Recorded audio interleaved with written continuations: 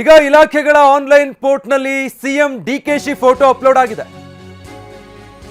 ನೂತನ ಸಿಎಂ ಡಿಕೆಶಿ ಫೋಟೋಗಳು ಅಪ್ಲೋಡ್ ಆಗಿದೆ. ಈಗ ಇಲಾಖೆಗಳ ಪೋರ್ಟಲ್ಗಳಲ್ಲಿ ಭಾವಚಿತ್ರ ಬದಲಾವಣೆ ಆಗಿದೆ. ಮುಖ್ಯಮಂತ್ರಿಗಳೇ ಬದಲಾವಣೆ ಆಗಿದ್ದಾರೆ. ಹೀಗಾಗಿ ಭಾವಚಿತ್ರ ಬದಲಾವಣೆ ಆಗಲೇಬೇಕು. ಸಿದ್ದರಾಮಯ್ಯರ ಫೋಟೋ ಬದಲಾಯಿಸಿದ ಇಲಾಖೆಗಳು ಈಗ ಆರೋಗ್ಯ ಇಲಾಖೆ, ವೈದ್ಯಕೀಯ ಶಿಕ್ಷಣ ಇಲಾಖೆ, ಹೀಗೆ ಇಲಾಖಾವಾರು ಪೋರ್ಟಲ್ಗಳಲ್ಲಿ ಸಿದ್ದರಾಮಯ್ಯನವರ ಫೋಟೋ ಇತ್ತು.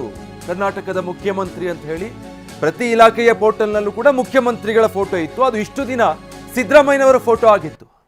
ಈಗ ಎಲ್ಲ ಕಡೆಗಳಲ್ಲಿ ಡಿಕೆ ಶಿವಕುಮಾರ್ರ ಫೋಟೋಗಳನ್ನು ಅಪ್ಲೋಡ್ ಮಾಡಿರೋದನ್ನು ಗಮನಿಸಬಹುದು ನೀವು.